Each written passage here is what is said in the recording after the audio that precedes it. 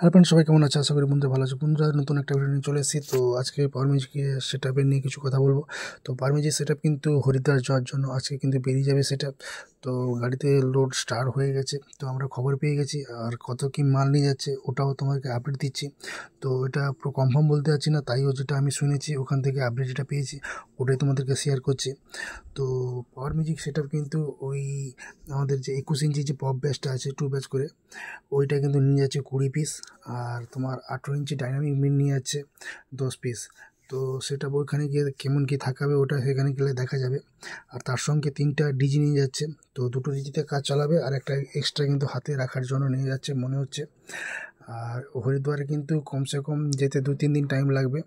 11-12 তারিখে ওখান নাগাদ পৌঁছে যাবে। তারপর কিন্তু সেট আপ কিন্তু ফিটিং হয়ে রেডি হয়ে শুনেছিলাম 17-18 তারিখে সেট আপ থেকে রানিং করা শুরু হবে। তো এই ছিল মোটামুটি আপডেট। আর হরিদ্বারে কিন্তু এবছর কিন্তু দেখার মতো রোড শো রয়েছে। তো অসংখ্য ডিজে সেট আপ রয়েছে। এবছর তো যেতে পারলাম না, নেক্সট বছর ট্রাই করব বন্ধুরা। তো সব কিছু ইনফরমেশান ব্যাক টু ব্যাক আসতে থাকবে, তো চ্যানেলে অবশ্যই ফলো রাখো আর চোখ রাখো। আর ওখানে কিন্তু জল ঢালা উপলক্ষে রানিং রোড শোটা হবে। আর ওখানে রাত দিন দুটোই রোড শো হয়। দিনের বেলা একটু বেশি রোড শো হয়, আর রাত্রিটা কম। তুমি যদি পাওয়ার মিউজিকের ভক্ত অবশ্যই পাওয়ার লিখে যাও কমেন্টে।